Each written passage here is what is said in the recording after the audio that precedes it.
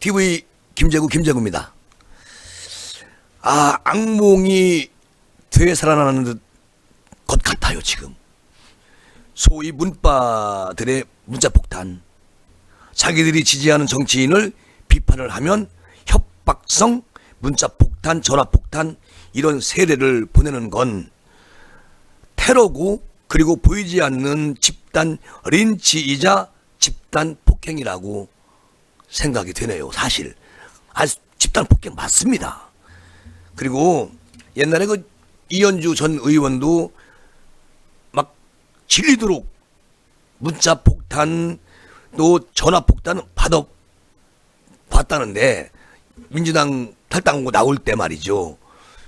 그 과거를 떠오르면 정말 악몽이 다시 되살아나는 것 같다라고 옛날 과거를 떠올리면서 얘기하는 이현주 전 의원. 참 또 대한민국이 이렇게 시끄러워집니다. 그 정우와 광기에 사로잡혀가지고 집단 린치를 가하는 문자폭탄, 전화폭탄은 정상적인 의사표현이 아니고요. 명백한 테러죠. 그리고 이게 용납되면 안 되는 그런 인민 독재의 양상입니다. 그렇잖아요. 그리고 각자의 비판의 자유가 있지만 이 집단적 폭력적 방식으로 비판해도 허용되는 것은 아니지요. 그렇잖아요. 그리고 예컨대 누군가 대통령을 비판했다고 지지자들이 그 비판하는 의사를 표현한답시고 그 집 앞에 가가지고 집단으로 몰려가가지고 소란을 피우면 이게 되겠습니까? 제가 이 전 시간에도 그 김종민 부장검사가 이런 말을 했는데, 이게 지금 이게 한두 건이 아니에요. 대한민국에서 이런 일들이 벌어지는 게 얼마나 이게 참 어떻게 된 나라가 이렇게 골마 터지고 있습니까? 더 나아가서 말이죠, 폭력을 쓰거나 사나운 표현이나 분위기 위력을 보이면 더더욱 그거는 정말 잘못된 겁니다.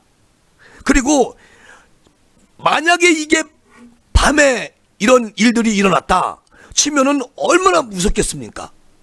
이것은 이렇게 되면요, 이게 정신적으로 큰 타격을 받기 때문에 이 문자폭탄 또는 전화폭탄, 그리고 집 앞에까지 와가지고 떼거지로 와가지고 이렇게 하면은 이거는 문재인 비판했던 이런 분들, 이렇게 당한 분들 평생 이게 머릿속에 남아있기 때문에 이게 큰 병이라는 거죠. 병이 생길 수가 있다는 겁니다. 목숨까지 위태로울 볼 수가 있어요. 이게 오프라인에서는 처벌하면서 국가에서, 그리고 온라인이라고 관대하게 취급할 이유는 더더욱 없는 것이다. 그렇게 하면 안 된다. 지금은 다 온라인 세상인데, 그리고 문재인 대통령한테 비판해가지고 구속된 사람이 한두 명입니까? 막 여론에서 막 들끓으면 슬그머니 놔주고요. 그런 게 얼마나 많았습니까? 이거 안 된다는 거예요. 이거 지금 사실상 대상자를 겁에 질리게 해서 비판을 못하게 하려는 그런 것은 안 된다. 지금 이 정권이 그런 게 비일비재 하잖아요.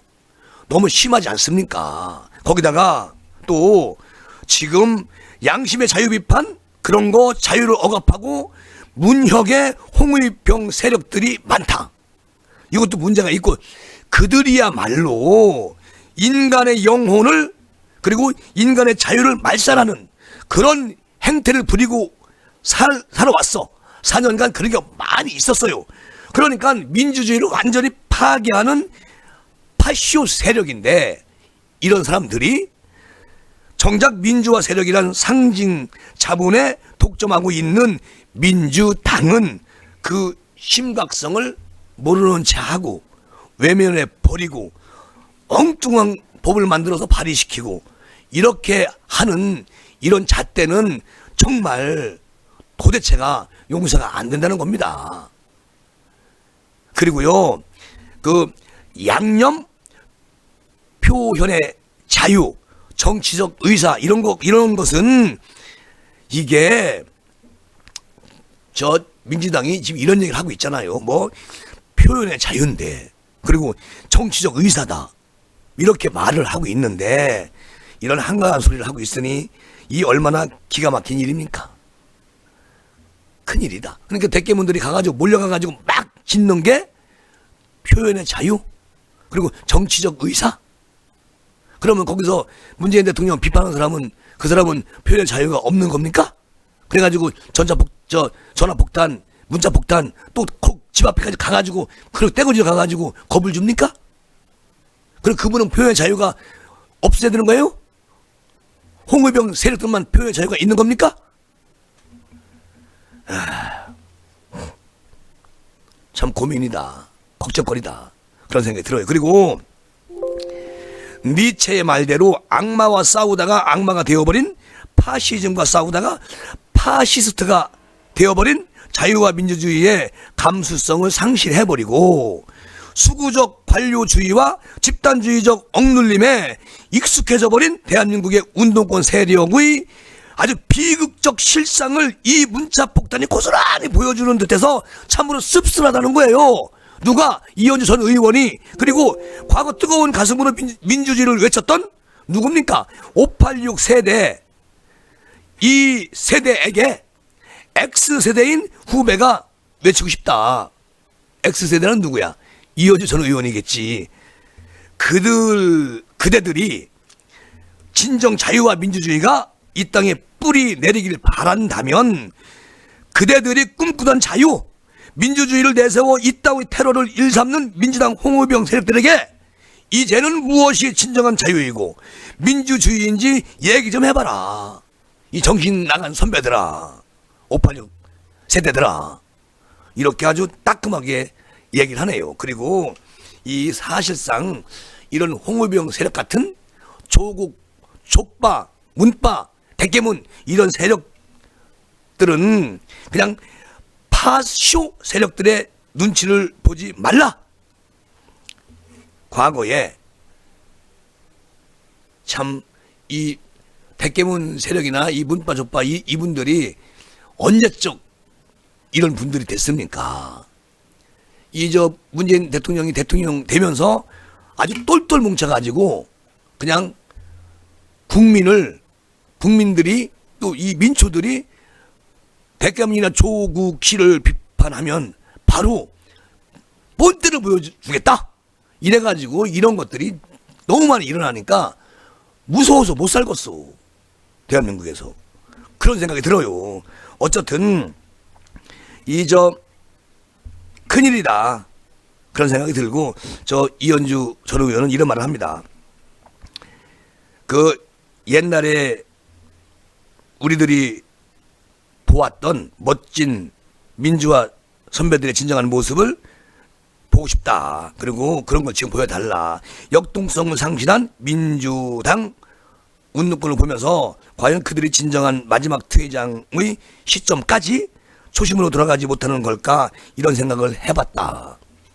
그리고 저는 김재구는 이 조국처럼 리더의 위치에 있는 자가 솔직히 나는 항상 옳고 너는 틀렸어 이런 얘기만 하고 그런 오만한 태도를 가지고 있잖아요.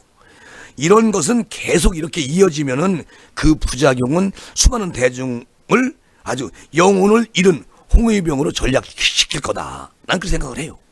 그리고 또 아마 때로는 역사 속에서 그런 오만함은 아주 문화혁명이나 유태인 학살 또 한국전에서도 인민재판을 했었죠. 북한 애들이 내려와가지고 막 동네에다가 막 사람 묶어놓고 막 돌멩이 던지고 이런 인민재판과 같은 어마어마한 비극을 낳을 수도 있다. 그런 생각을 해보는 거예요.